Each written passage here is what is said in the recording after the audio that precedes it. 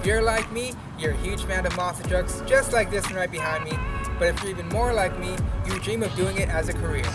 Now I'm going to start doing some sweet tutorial videos for you guys. And I'm going to start out today by the most important thing that I think you need to learn on these trucks is understanding the corners, the hub system, what it takes to get down all the way to the axle. So we're going to take these massive wheels, we're going to strip it all the way down to the axle, and I'm going to explain what each part is, and I'm going to show you guys the general way on how to put it all together. If you're a fan that really wants to do this, just know it's a lot of hard work, a lot of repetitive work to understand these vehicles because these things can break in 1,000 different ways. Just know it takes some time, be patient, but it's going to take a lot of hard work. So I'm going to try to help and make it easier for you guys when you first get your big adventure into helping out maybe some local monster team, go to a local show. So you really need to understand how to fix this in 10 minutes or less one day. I hope you guys enjoy it.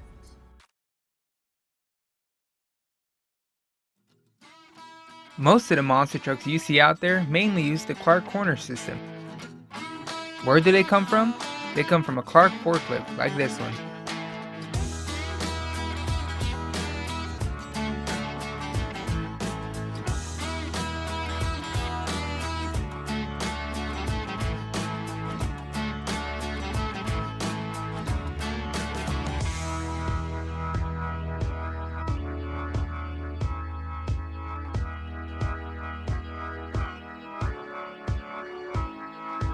We typically only take these 3 items from the forklift.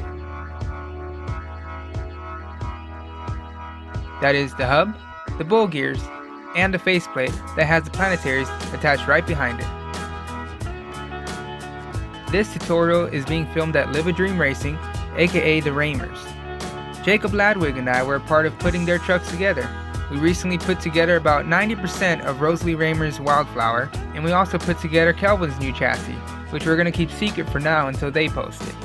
But may I say, the next time you see Wildflower, I don't think it's ever looked any sweeter than now. It's got a nice gray chassis and the pink really pops off of it. Now this is the hub. It has 10 lug nut studs all around it. Inside the hub is the bowl gear. The bowl gear sits inside the hub, and what sits inside the bowl gear are the planetary gears that is held onto this faceplate. And together, these 3 make up the hub system. As you can see, the faceplate has a planetary system attached to it. They have 3 planetary gears and a sun gear in the center. Keep in mind that these are stock. However, in this video, we're going to use something that was new to me, and that is the Straight Up Racing planetary set. This thing is super light and it looks great. Personally, I'm a huge fan of aluminum, so anything shiny, I love it. The Straight Up Racing planetaries hold 6 planetary gears on the outside with 1 sun gear in the center. If you notice, these planetaries don't have as much of a casing around them compared to the stock ones. They come with a bushing that sits inside, and here's a good example of how it spins.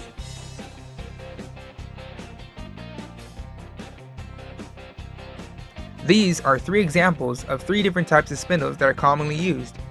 To the left, we have a stock spindle. That is what is pulled off of a Clark forklift, as you saw earlier.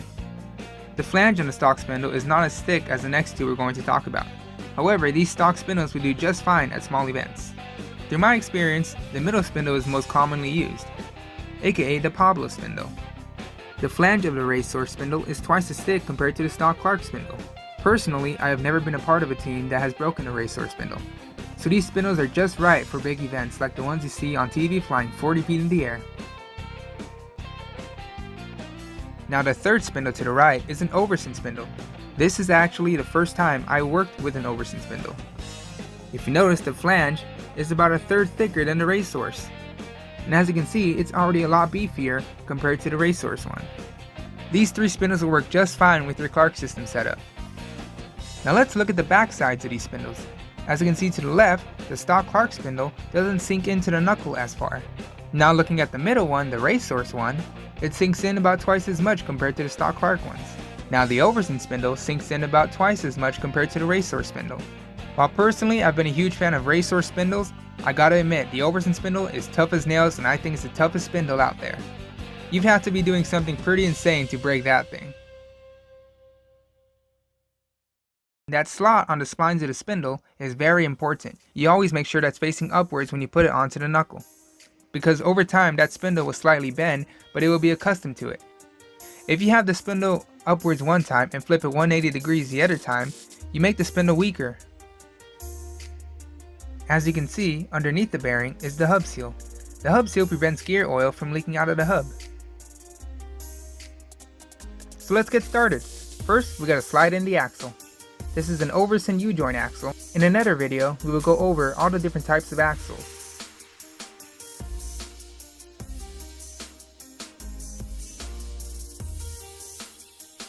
Next, we put the spindle on. Remember, make sure that slot is always pointed up.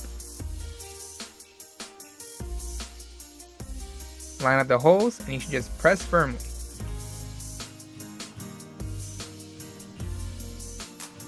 I usually put 2 bolts opposite of each other to get the spindle snug onto the knuckle.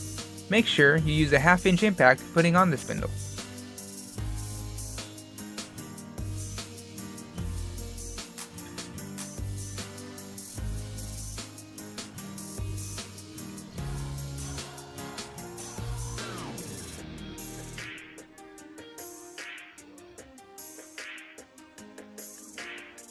On the 2 bolts you put on first, you don't gotta go too tight because you gotta take it back out to put Loctite on them.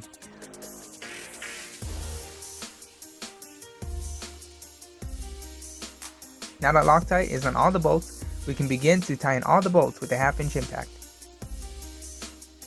You don't have to, but generally I prefer to torque the spindle bolts. If it's not during a show, I prefer to take the time to torque the spindle bolts. If you do torque them, they're generally torqued between 120 to 145 psi. Now the spindle is completely tight and ready for the hub. As you can see, the slot on the spindle is pointed upwards, which is what you want. Alright, let's roll this hub in here.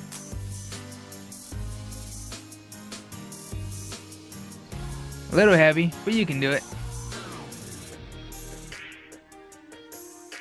Now to get the hub to sit on the spindle, you need to put the bowl gear in.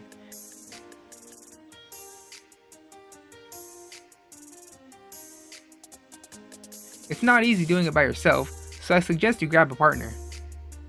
Otherwise you're going to struggle as you see me doing in this video.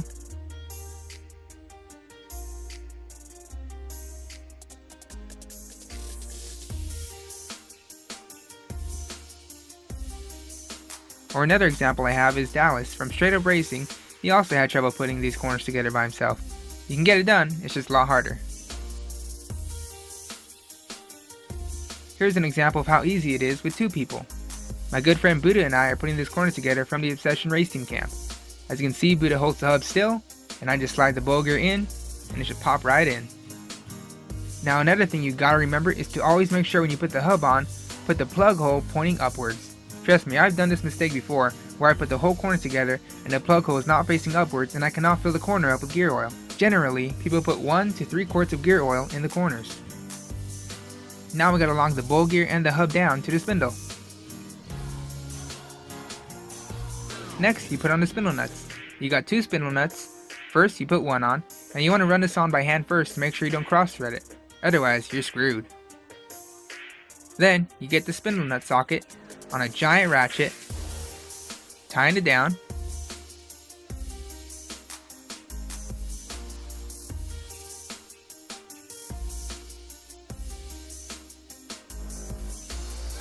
Once it starts to get tight, I put my knee on the head of the ratchet and I support it with my hand, and I make sure I'm always pushing down when I'm tightening.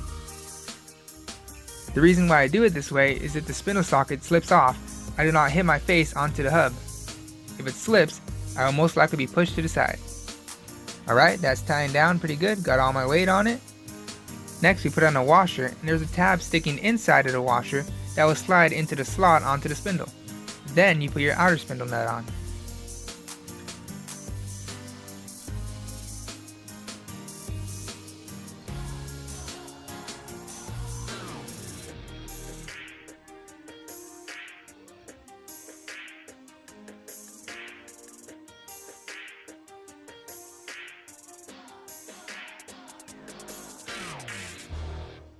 Alright, as you can see, it's all tight. Now what we're going to do next is we're going to bend one of those tabs on that washer forward and one backwards. What that does is it prevents the spindle nuts from backing out of each other. Some teams make it mandatory, some don't. You get a chisel and a hammer and you bend one tab backwards. Next, I generally use a cat's claw. I pry against another ear of the tab and I bend it forwards towards me.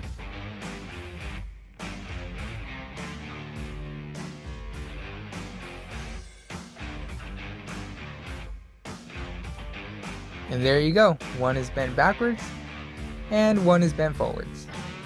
Now you don't gotta worry about this coming loose anytime soon. You know these spindle nuts have come loose if you notice when you jack the truck up and the corners start to flop up and down.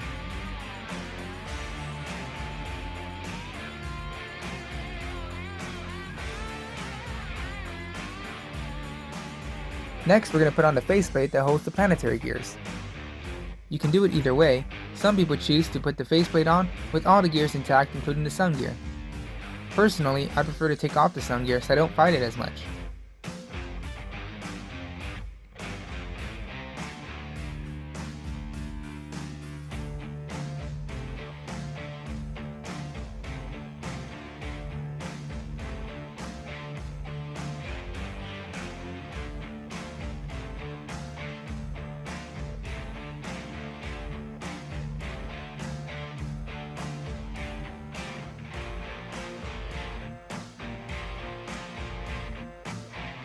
Now the straight up racing planetaries come with an O-ring around it, so you don't need silicone, but I generally don't like to depend on that because over time the O-ring will get a nick in it and gear oil will spill. So I prefer to put silicone on no matter what.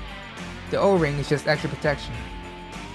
You're going to need to scrape the silicone off the next time you take this faceplate off. Some people use a razor blade, but the faster and easier way is to use a wire wheel. And we just press on firmly. Now, we put this bushing inside first, and then we put the sun gear on.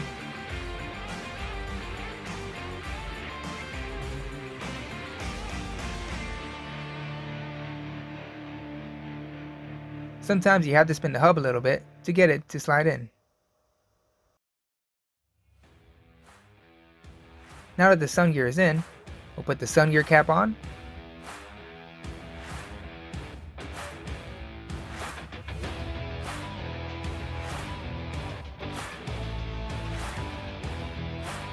You want to use a 3/8 gun on this. A 1/2 inch gun is too much torque.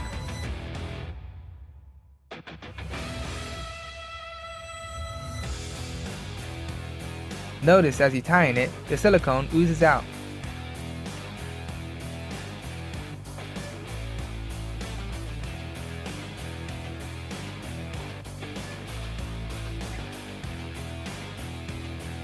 Make sure these are all snug.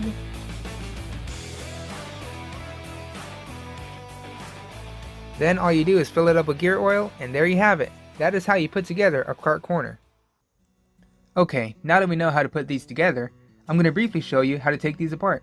I'm going to use a previous YouTube video I posted here in the past. The link for this video will be posted below. We're going to do all these 3/4 inch bolts. You're going to see the whole planetary gear. All the planetaries are attached to this faceplate. That'll come out. Then you'll see the bowl gear. You pull the bowl gear out. Then you can take this whole hub off. After you get the hub off, all you see is the spindle. Then, once the spindle is exposed, you undo all the spindle bolts. Then all you see is the axle. Once you remove the spindle, pull the axle out. But once you get started, it's like a light switch goes on. You just go and go and go, and no matter what, this will be on at the end of the day. So it's gonna be a little bit weird to work around the mud, but we'll get it. Note that instead of a straight up racing faceplate, this video, it is a stock Clark faceplate. Other than that, everything is still the same.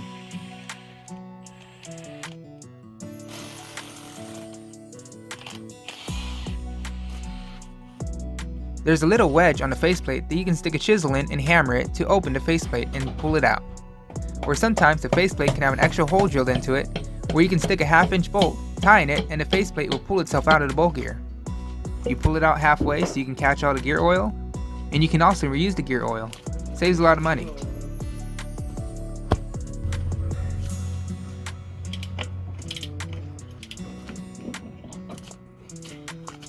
Full gear.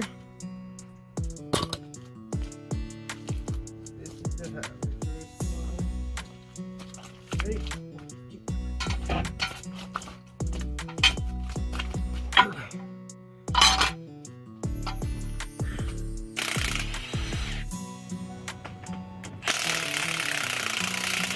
Now you get both spindle nuts and you thread them onto the spindle. What you do next is you hammer it up and down or side to side. Eventually, this will wiggle the spindle out. Then you can do the rest with a pry bar.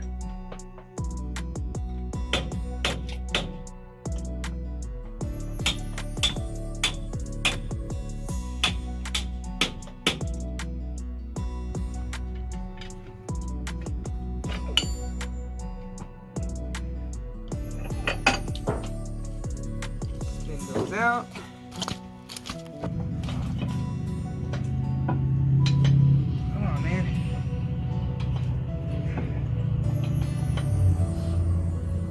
For some reason this axle is fighting me. I just had to pry it out, but usually you shouldn't have to fight it when you pull the axle out.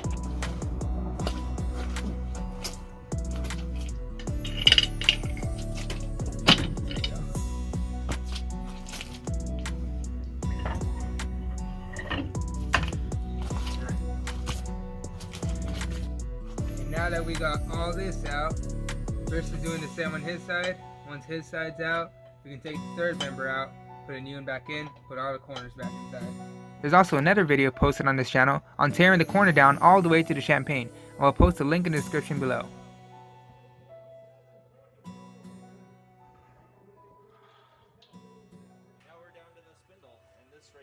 There's also another video out there of Dallas from Straight Up Racing taking apart a Clark corner.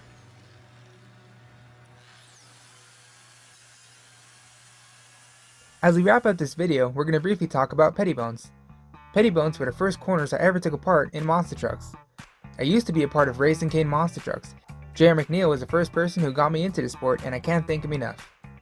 Not a lot of teams use the pettibones, but they are just as strong and way more affordable. Now there's quite a few differences compared to the Clark and the pettibones.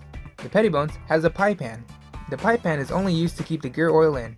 It is not attached to the planetary gears. The planetary gears you gotta take apart yourself. You gotta take out the cotter pins,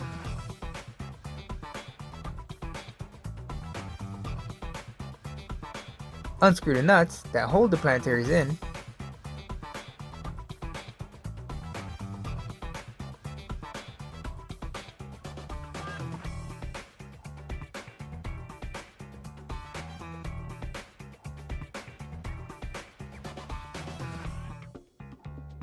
take off the planetary shield,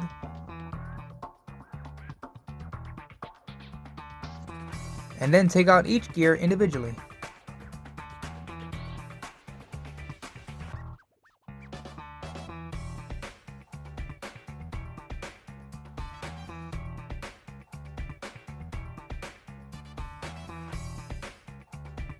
Next, you take off the spindle nuts. Once you take off the spindle nuts, you can take off the planetary holders. Then you can slide the hub off. As you notice, compared to the Clarks, the pettibone system has 12 lug nut studs, while the Clark has 10. Because the lug nut pattern is different, you can't rely on others for a spare tire. The pettibones do the same thing, they're just as strong, and they're a lot more affordable. Compared to the Clarks, what the pettibones do lack is convenience. You gotta use a little bit more tools, and it also takes twice as long to put it back together and take it all off. That can be an issue if you gotta take it apart during a race event. However, it is all about preference. I hope you all enjoyed this video, and maybe you guys learned something new about monster trucks. If there's any questions you have in this video, please let me know in the comments and I will get back to you. If you have ideas for other tutorial videos, let me know in the comments too. Wait for the wind.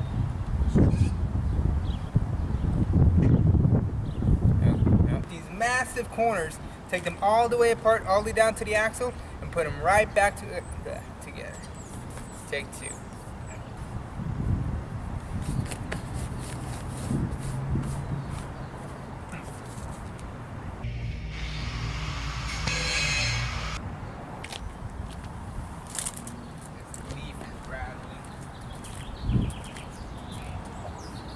More wind. So how much pounds are you putting into it? 250 pounds. Never had a shearing issue? No, sir. But if you're even more like me, you want to understand more wind.